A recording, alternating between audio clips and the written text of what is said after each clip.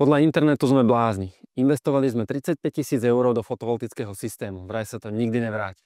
Uniká im ale jedna dôležitá vec. Počítajú s dnešnými cenami energií.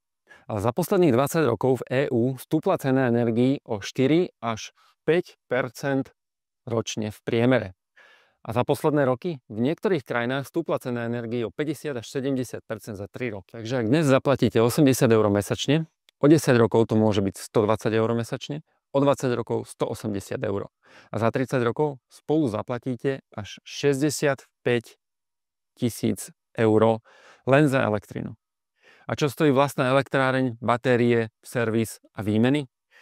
45 000 eur za 30 rokov. S každým rokom väčšia úspora a hlavne pokoj. Panely vydržia 30 rokov, stále s 80% výkonom. Batérie sa menia raz za 15 až 20 rokov. Servis pár stoviek za celé 10 ročie. A ešte niečo.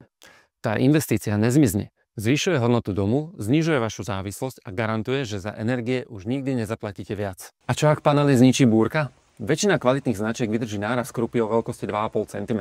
A aj keby sa im niečo stalo, bežné poistenie nehnuteľnosti zahrňuje aj fotovoltické panely. Mesačný náklad navyše? Pár eur. Takže kto tu vlastne prerába?